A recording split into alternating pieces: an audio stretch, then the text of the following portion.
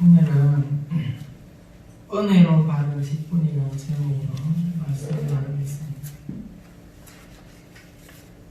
바울은 이 3장을 시작하면서 에베소 교회 성도들을 위해서 이제 내가 이렇게 기도하겠습니다, 기도합니다 라고 시작했습니다. 그래서 기도하고자 하는 내용이 3장 14절부터 21절에 나온다고 했습니다. 그래서 간단하게 얘기하면 에베소 교회의 성도들은 하나님의 영광스러운 구원을 누리는 존재라는 겁니다. 그렇기 때문에 그들의 속사람이, 영적인 부분이 이제는 강건해져야 됩니다. 그래서 그리스도의 사랑을 더 온전히 알아야 하고 하나님의 모든 충만의 정도까지 충만해져야 한다, 이것을 기도를 한다는 겁니다. 하지만 사도 바울은 지금 자신이 감옥에 갇혀 고난을 당하고 있는 상태이기 때문에 그가 왜 감옥에 갇혀 있는 것인지를 먼저 에베소 교회 성도들에게 설명을 했다는 거예요.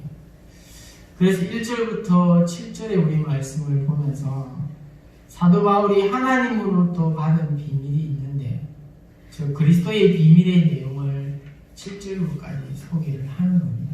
그래서 이방인들이 복음으로 그리스도 예수 안에서 유대인들과 함께 상속자가 되고 함께 한 몸이 되고 함께 약속에 참여하는 자가 되었다는 이 사실을 이방인들에게 전하는 사명을 자기가 받았다는 겁니다. 그래서 이 사명, 저 그리스도의 예수의 일 때문에 죄수가 되어 지금 감옥에 갇혀서 내가 이렇게 고난을 당하고 있습니다, 이렇게 말을 하는 거예요. 그러면서 그는 전에 비방자고 박해자고 폭행자였고 하나님의 교회를 심하게 핍박했던 자였기 때문에 사도직을 받을 만한 자격이 전혀 없었지만 하나님께서 그런 자신에게 은혜로 사도직을 맡기셨다, 이 얘기를 2절에서 했던 겁니다. 그러면서 사도 바울은 자신의 사도직을 에베소 교회 성도들에게 복음을 전했는데 그것이 자신이 계시로 알게 된 비밀, 즉 자신이 그리스도의 비밀을 깨달은 것을 알 수 있게끔 앞부분에서 간단하게 기록을 했는데 내가 기록한 것들이 뭐였느냐, 바로 만물이 통일될 것이다 라는 것을 1장에서 소개를 했고 2장 11절부터는 이방인이 구원을 받는 것입니다 라는 것을 1, 2장에서 앞에 소개를 했다는 겁니다. 그래서 이 소개한 것들을 바울이 성도들이 다 알게 된다는 겁니다. 그래서 복음으로 그리스도 안에서 이방인들이 유대인들과 완전하게 연합되어졌고 그들과 함께 하나님의 복을 누리는 것이 비밀입니다, 이 얘기를 6절에서 한 것입니다. 따라서 이방인들이 유대인들과 또한 그리스도 안에서 하나가 되어서 함께 한 몸이 되어 하나의 새로운 인류를 이루는 것이 만물의 통일하신 하나님의 구원 역사가 이미 시작되었다는 겁니다. 그렇기 때문에 이방인 성도들은 유대인 성도들과 함께 상속자, 함께 지체가 되고 함께 약속에 참여한 자라, 이렇게 소개를 했던 거예요. 그러나 그리스도의 비밀은 특별한 사도와 같은 사람들에게만 이 일을 맡긴 게 아니라는 겁니다. 모든 성도들이 이 비밀을 소유한 되었다는 거죠. 그래서 하나님의 비밀, 이 진리는 오늘날 모든 기독교인들, 예수로 인해서 복음을 받아들인 사람들에게는 이 진리를 다 소유하게 되어졌지만 다른 세대의 사람들에게는 알려지지 않는 새로운 것이었습니다, 이렇게 5절에서 소개를 했던 거예요. 무슨 말이냐면 구약시대에는 이방인의 구원이 실현되는 방법이 분명하게 계시되어 있지 않았지만 신약 시대의 이방인들은 하나님을 섬기기 위해서 할례를 받을 필요가 없고 또한 이스라엘 백성들에게 속할 필요가 없게 되었다는 겁니다. 그래서 오직 믿음으로 예수 그리스도 안에 연합을 통해서 구원을 받게 되었다는 거죠. 때문에 이 방법은 하나님의 선민이라는 특권과 아브라함의 자손이라는 혈통을 자랑하는 유대인들도 이방인들과 똑같이 오직 믿음으로 그리스도의 연합을 이루어가게 되어서 구원을 받게 된다. 이렇게 얘기하는 거예요. 그래서 유대인들과 이방인들이 어떠한 구별 없이 그리스도를 믿는 동일한 조건으로 구원받고 함께 그리스도의 몸을 이룬다는 것이 새로운 계시다라고 소개했던 겁니다. 그래서 지금 우리가 사는 이 세대가 새로운 계시의 시대에 살고 있는 우리의 현재의 모습이라는 겁니다. 그리고 하나님께서 이런 새로운 계시를 유대인뿐만 아니라 이방인에게도 그리스도의 비밀을 전하는 자로, 다시 말해서 하나님의 은혜의 선물을 따라 복음의 일꾼으로 사도 바울 자신이 부름을 받았습니다 라고 7절에서 소개를 하는 거예요. 그래서 사도 바울은 하나님께서 만물을 통일하시고 새로운 인류를 창조해서 그리스도의 청량할 수 없는 부유함을 누리게 하시리라는 것을 온전히 믿고 있기 때문에 그것을 위해서 기꺼이 지금 고난을 당하면서 목숨을 바칠 수가 있다는 거예요. 그리고 나서 오늘 본문에서 사도 바울은 하나님의 은혜의 선물을 따라서 자신이 이렇게 목숨을 바칠 만큼 복음의 일꾼, 사명자로서의 일을 하면서 내가 하나님으로부터 이 사명자의 일을 했을 때 어떤 일을 했는가라는 것을 이제 세 가지를 소개하는 장면입니다. 먼저는 청량할 수 없는 그리스도의 풍성함을 이방인에게 전한 것이다 라고 소개하는 거죠.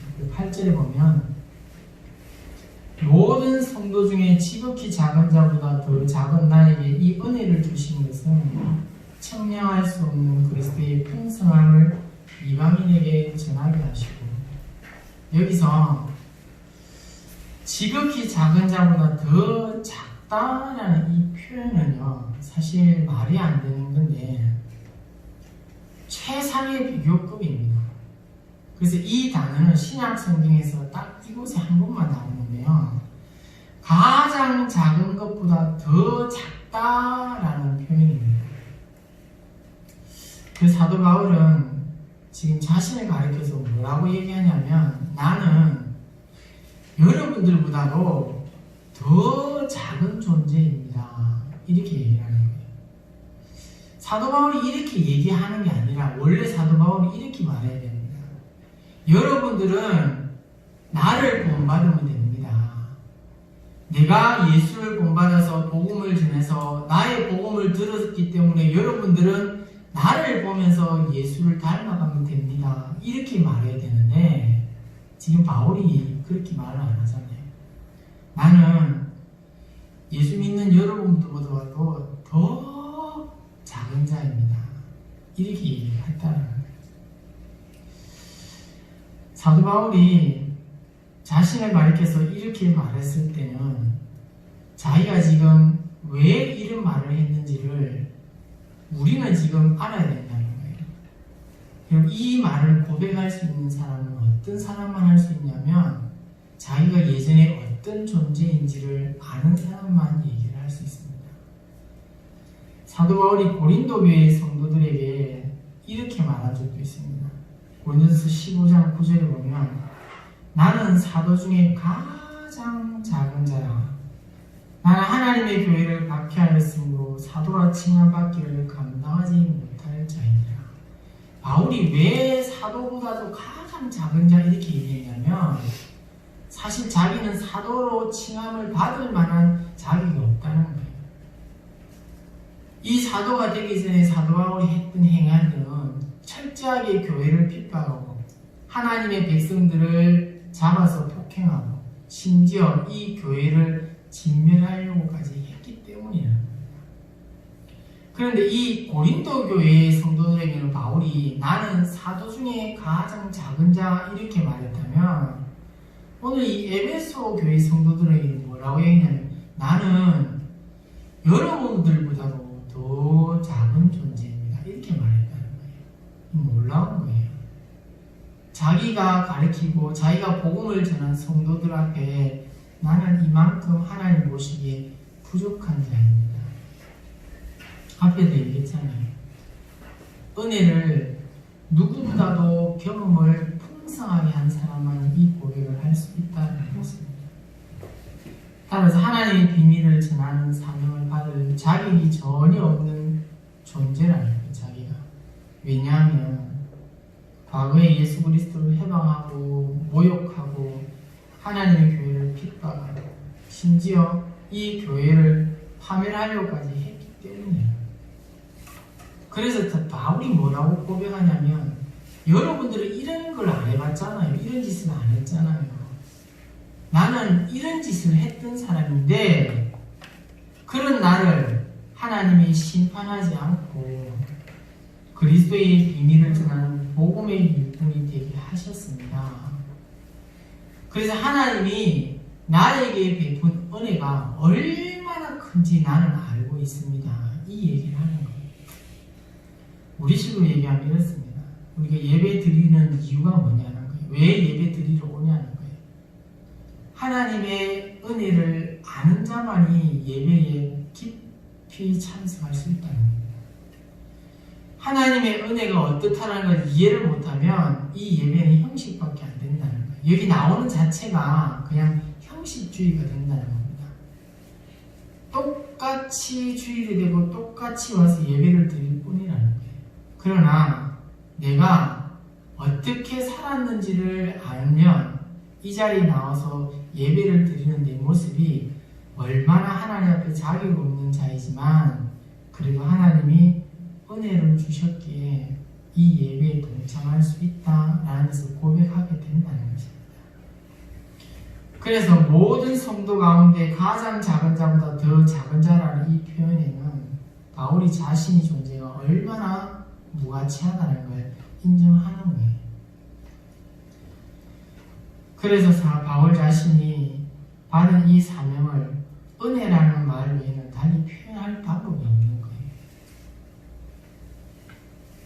그래서 사도 바울은 사도로 부름받은 지가 30년 가까운 세월이 지났음에도 불구하고 그리스도의 죄수로 고난을 당하면서까지 사명을 주신 하나님의 은혜를 생각하면 여전히 감사하고 감격스럽고 지금 감옥에 있는 이 존재 자체도 내가 이 일을 할 수 있도록 부름받았다는 게 너무 감사하다. 이 고백밖에 안 된다는 거예요.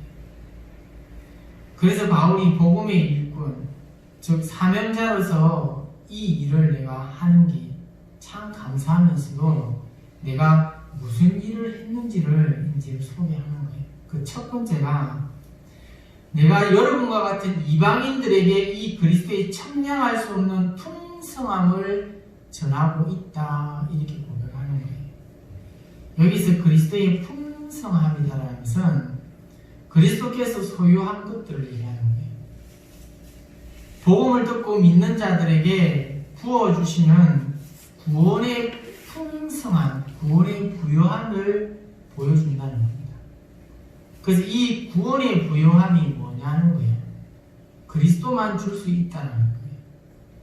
그래서 그리스도가 우리에게 준 게 뭐냐면 자신의 십자가와 부활을 통해서 죄와 사망에서 우리를 해방시켜 준 거예요. 그리스도와 함께 하늘에 앉아 영광을 누리게 해준 것. 유대인들과 이방인들이 연합해서 하나의 새로운 인류가 되게끔 그 가운데서 서로가 함께 누릴 수 있게 된 것. 그러니까 그리스도의 평화를 누리고 하나님의 영적 성전에 대해서 하나님의 임재를 누리는 것.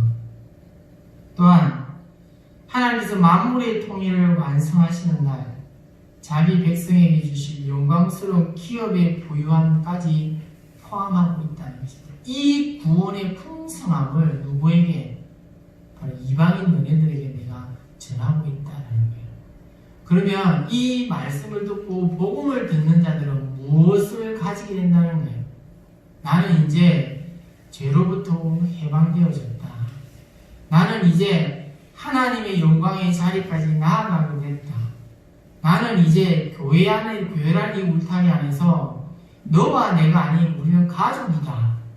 나는 이제 하나님의 성전이다. 성령이 임재하시는 존재입니다. 라는 이 풍성함을 경험하게 된다는 거예요. 바울은 지금 이런 부요함을 내가 이방인들에게 전하는 사명을 받은 자입니다. 사실요, 바울이 이 고백을 한다는 생각하면요, 특히 저 같은 입장에서는 사실 부끄럽잖아요. 한 주간 동안 사는 꼬라지를 보면 이렇게 해야 될 자격이 아무것도 없는 걸 뻔하잖아요. 그런데 우리는 이 바울이 하나님의 은혜 때문입니다 라고 고백했던 것처럼 우리는 이 하나님의 은혜 때문입니다, 내가 이 자리에 서고 우리가 이 자리에 나올 수 있다는 것을 못 느끼면 안 된다는 거예요. 이걸 느끼는 사람만이 이 예배를 귀중함을 알고 이 예배를 통해서 하나님을 만나고자 사모하게 된다는 겁니다. 근데 여기서 바울이 뭐라고 하냐면 이 구원의 풍성함이 어떻다 했냐면 청량할 수도 없습니다. 이렇게 말해요. 내가 생각할 때 나는 일주일 동안 이렇게 살았는데 하나님이 내한테 이렇게 브레이크 걸지 않겠나? 내가 일주일 동안 이 꼴을 살았는데 오늘 와서 예배를 드릴 때 하나님이 요만큼만 은혜를 주지 않겠나? 우리 생각이지만 하나님의 생각의 범위는 이게 없다는 거예요. 우리가 생각을 제한하고 한계할 게 없다는 겁니다. 나는 요만큼만 복을 받았으면 요만큼 은혜를 받았으면 해도 좋다고 하지만 하나님의 생각은 그게 아니라는 거예요. 우리한테 내가 생각도 한계도 초월할 만큼 무한하게끔 이런 은혜를 부어주셨다는 거예요. 그래서 바울이 이것을 누구에게 이방인들에게 전했을 때 이것을 이해한 이방인들이 어떻게 했냐는 거예요. 이 예배를 드릴 때마다 얼마나 감격하겠냐는 거예요. 이 예배를 드릴 때마다 유대인과 우리는 하나입니다 라는 생각에 얼마나 하나님을 감격하겠냐는 거예요. 그래서 도무지 탐지가 불가능할 정도로 내 계획과 내 생각이 뛰어넘을 만큼 하나님이 이런 구원의 풍성함을 주고 있다는 거죠. 아무리 극악무도한 악한 자라도 그리스도에 청량할 수 없는 이 구원의 부요함을 그리스도께 나아오게 되면 다 누리게 된다는 거예요. 그래서 우리는 저 인간은 절대로 교회오면 안 돼 이렇게 생각할 수도 있고, 저 인간이 천국 가면 나는 천국 안 간다라고 우리는 그런 말도 하잖아요. 그러나 하나님은 그런 범위가 없다는 거예요. 전혀 생각지도 못한 자가 그리스도의 부름받아서 이 구원의 부유함을 경험할 수 있게 된다는 거죠. 그래서 하나님께서는 바울을 부르시고 그리스도의 청량할 수 없는 이 부유함을 이방인들에게 전하는 사명을 그에게 맡기셨는데, 지금 그가 비록 감옥에 있을 만큼 직분에 충성하고 있다, 이렇게 먼저 소개를 한 거예요.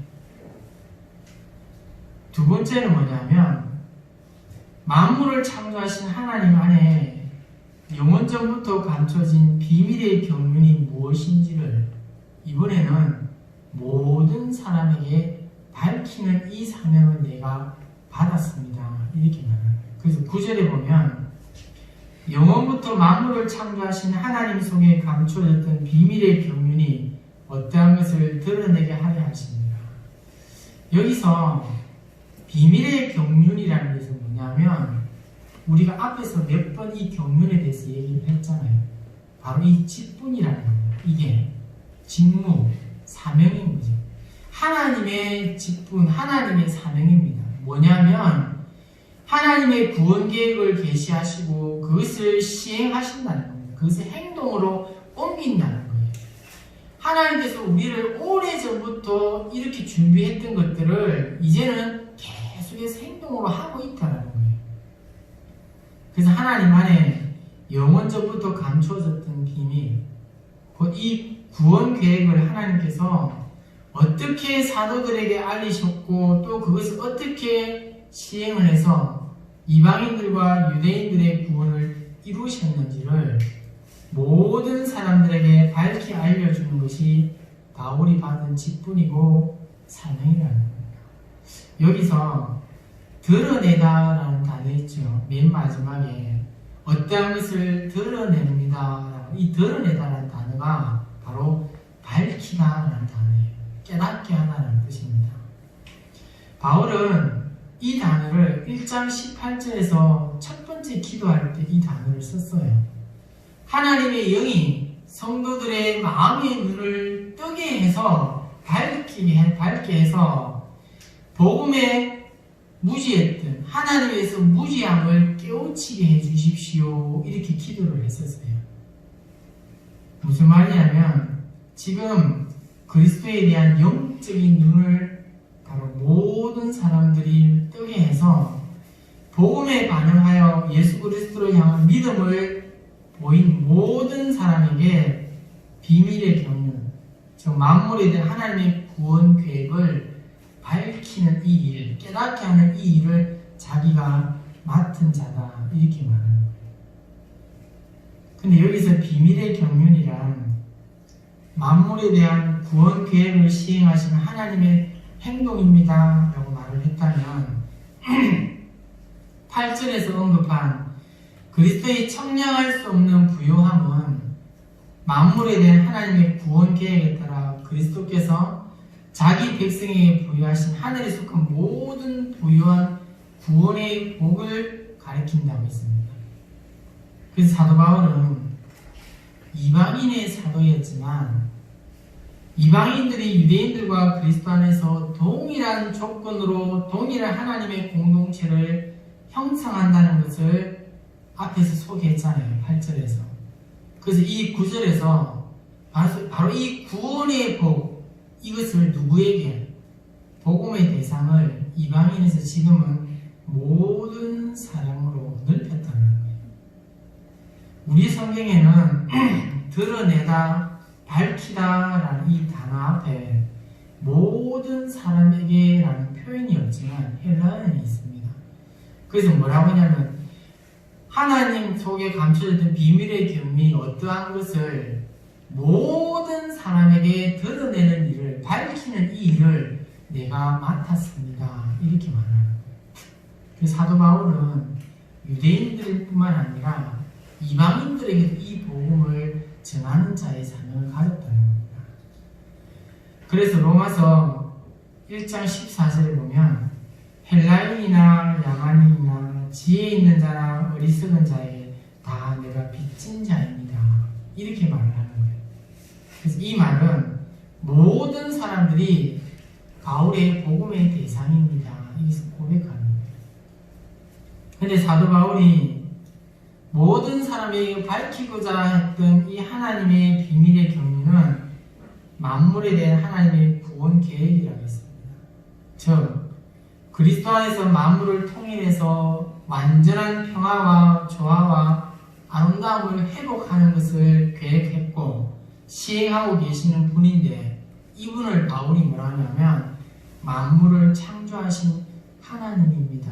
이렇게 소개를 했다는 거예요. 이것은 태초에 만물을 창조하신 하나님께서 반역하고 범죄하면서 타락해서 온갖 불화와 혼돈에 빠진 만물을 만드신 이 만물을 만들었지만 이 만물들을 지금 회복해서 새롭게 하실 것을 얘기를 한다는 거예요. 하나님은 그 일들을 그리스도의 십자가와 부활을 통해 통일하는 일을 이미 시작을 하셨고 장차 그 일을 계속해서 완성해 가실 것이다. 이렇게 말을 합니다. 따라서 사도 바울은 이런 하나님의 위대한 비밀, 또 만물에 대한 구원 계획을 하나님께서 세우셨고 그것을 그리스도 안에서 시행하고 계신다는 사실을 이방인뿐만 아니라 모든 사람들에게 밝히는 이 영광스러운 사명을 하나님께 부여받았는데 지금 그 직분을 내가 감당하고 있습니다.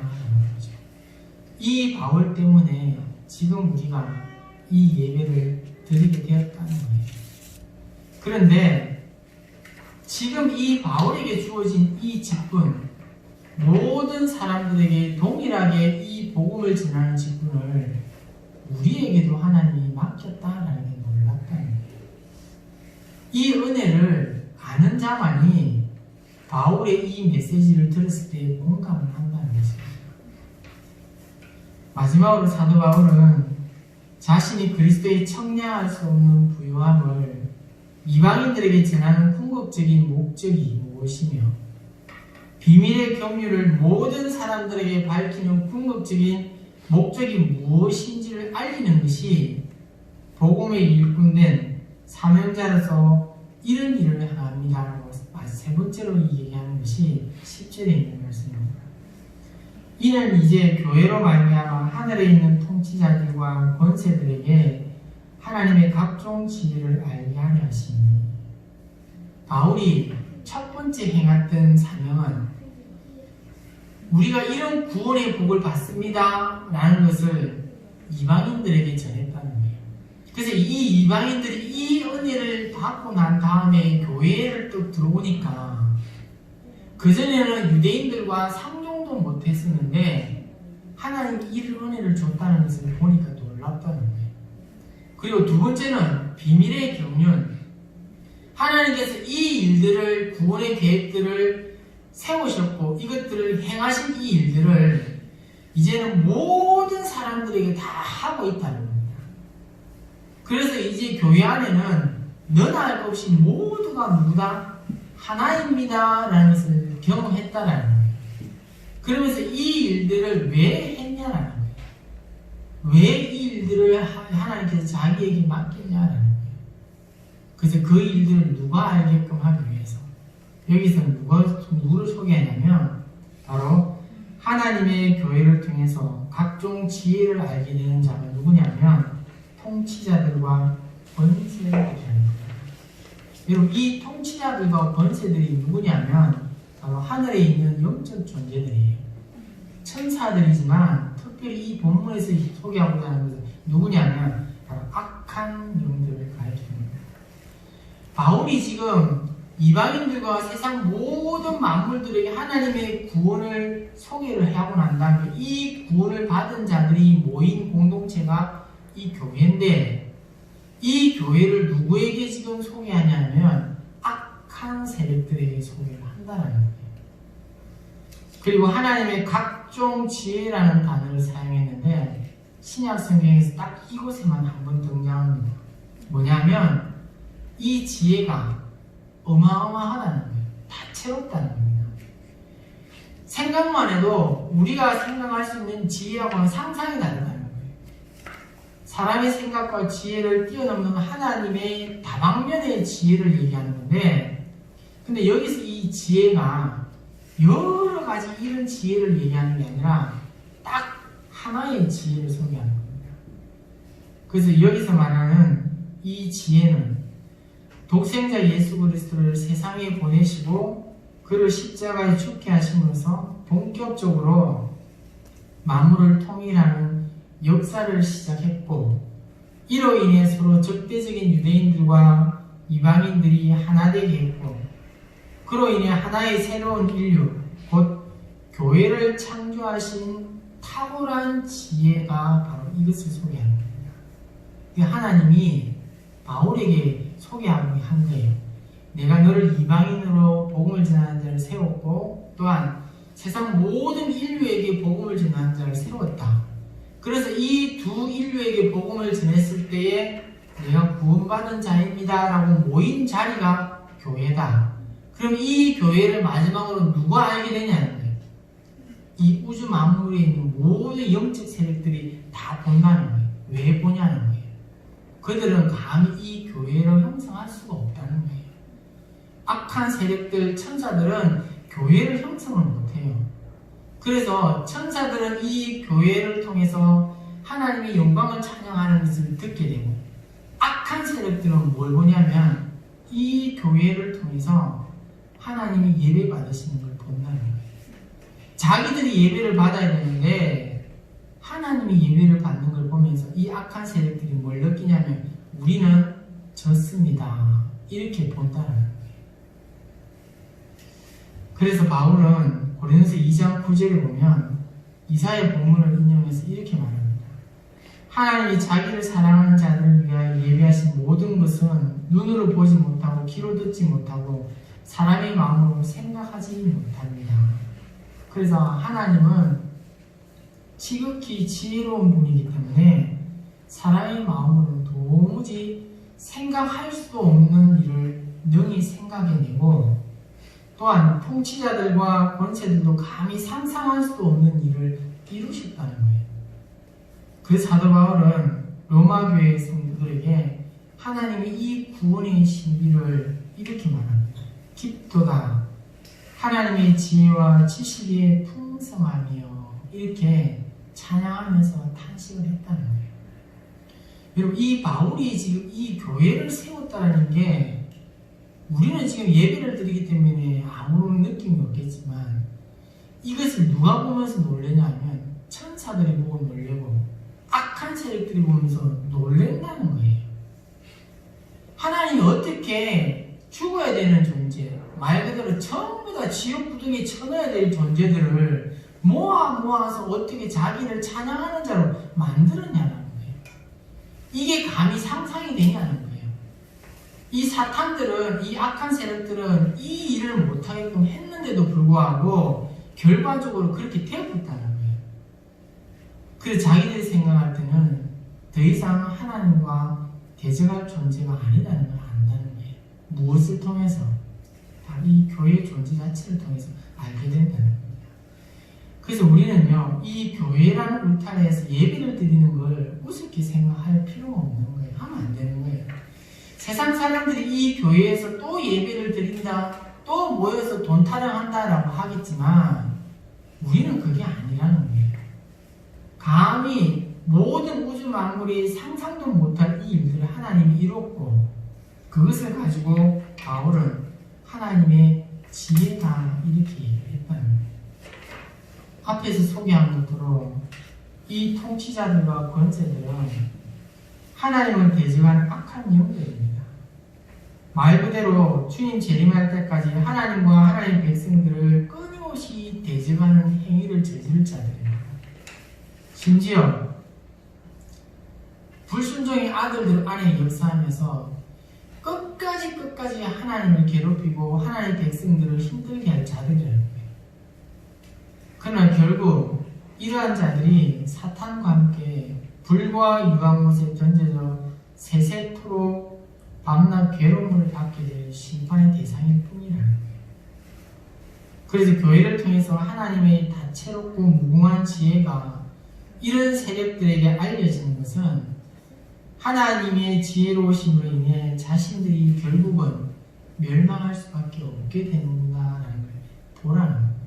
이것을 바울이 전한 이유가, 교회를 세운 이유가 우주 만물들이 깨닫게 한다는 거예요. 따라서 하나님의 지혜로 세워지고 실현되는 이 만물의 통일은 하나님을 대적하는 악한 세력들을 마침내 그리스도의 발 아래 완전히 굴복시킨다라는 것을 얘기를 하는 거예요. 그래서 우리는 이 교회가 예배 때문이 아니라는 거예요.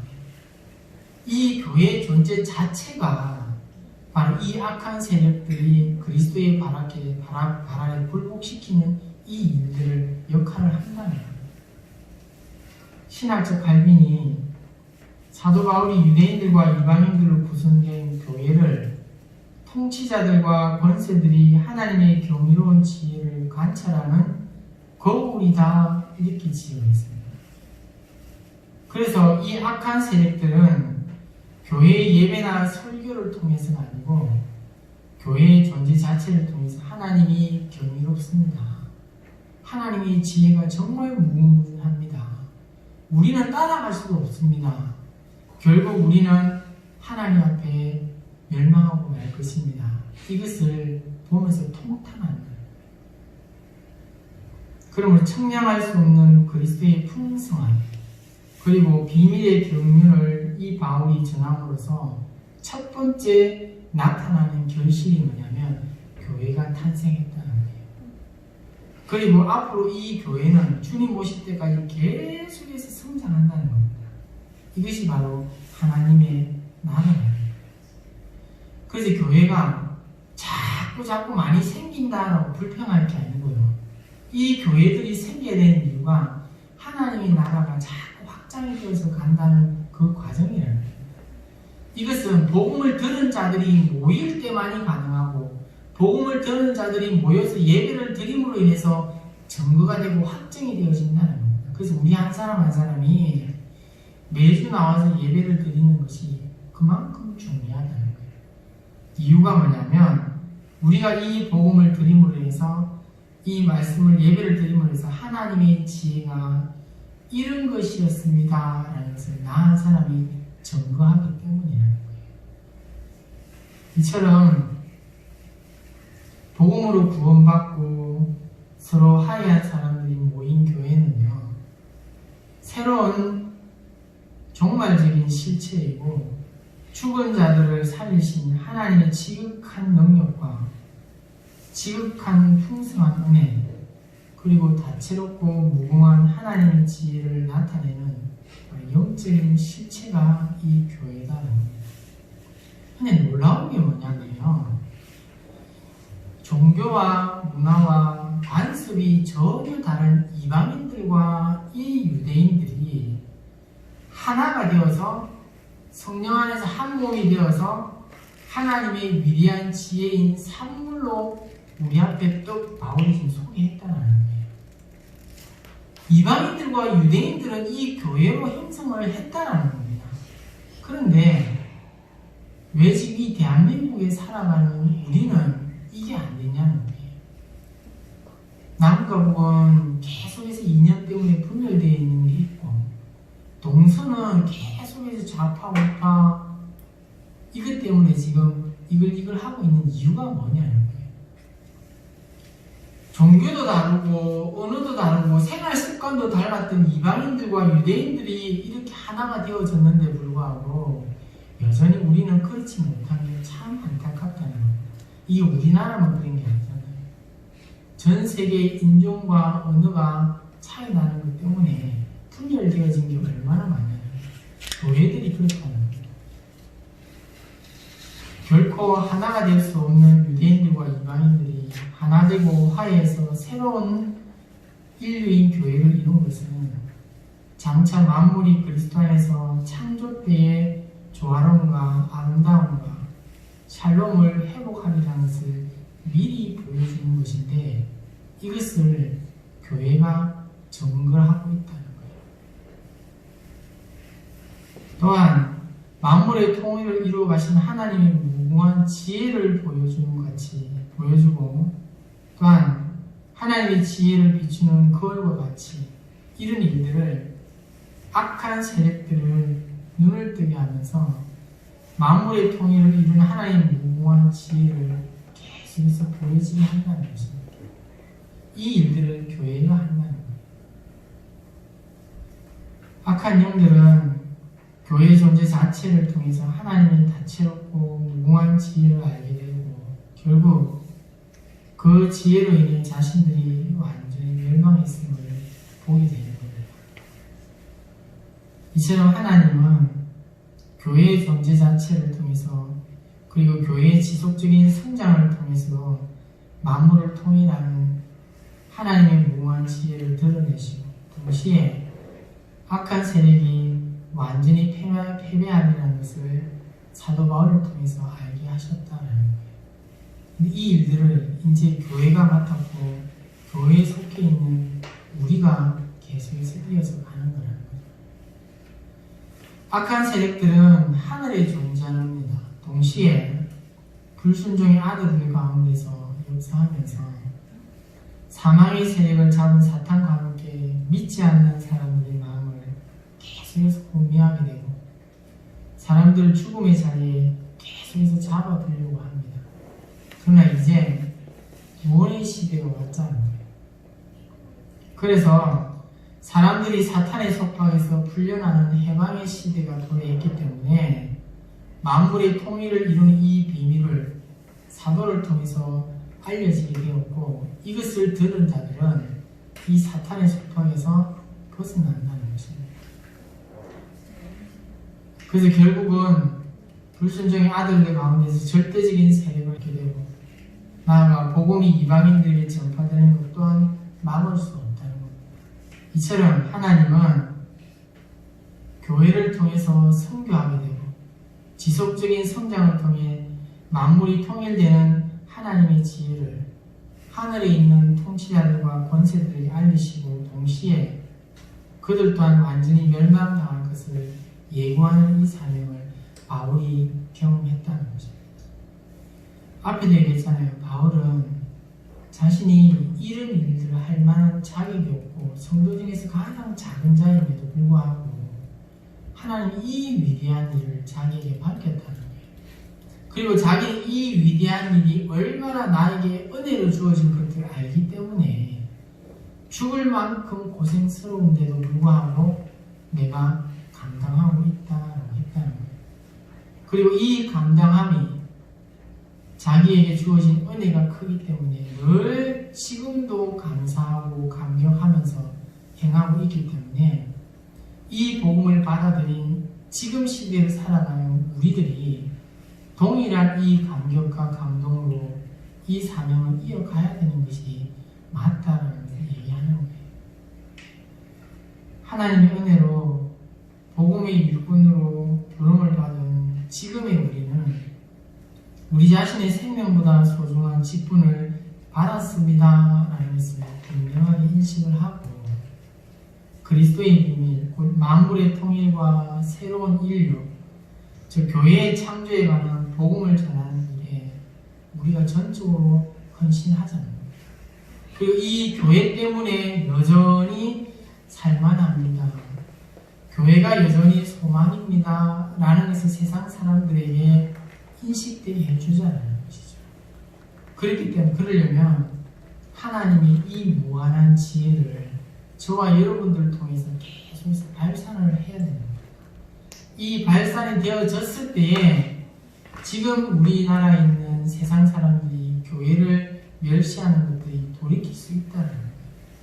하나님 나라가 다시 우리 민족을 통해서 세상 열방에 건강하게 회복되어지고 전파될 수 있다는 거예요.